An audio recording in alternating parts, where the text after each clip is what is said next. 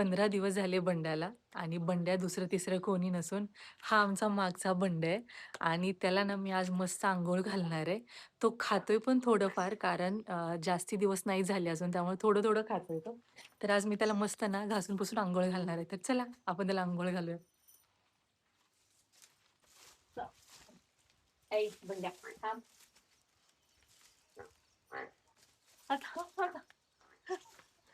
बंड्या पुढे-पुढे पळतोय. घालूया त्याला मस्त अशी. चला.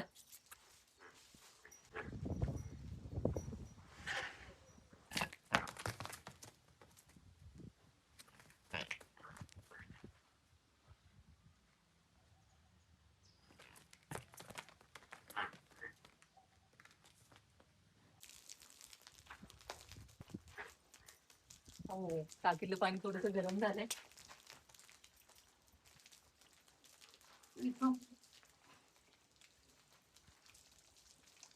थांब बंड्या. अरे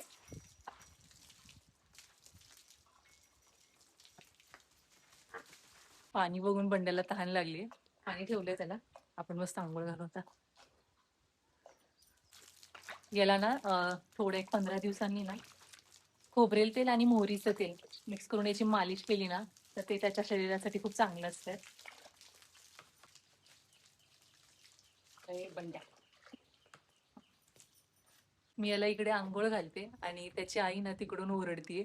तरी कशी बघतीये मी काय करते बंड्याला आणि काय नाही. हळूच बघते मी अंघोळ घालताना त्याला. ऊन एकदम ना ऑक्टोबर शीट कशी असती तसं ऊन आहे गावाला आणि ना पाऊसच नाहीये बिलकुलच. सगळ्यांना गरम पण खूप होतंय.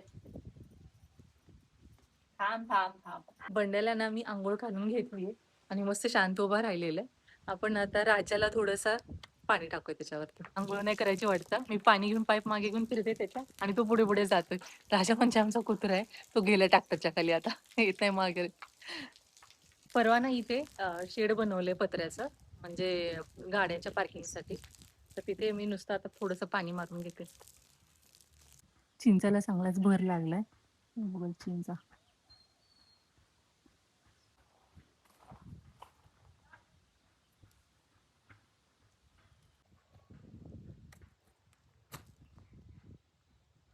कच्ची चिंच खूप खूप गोड लागते खूप.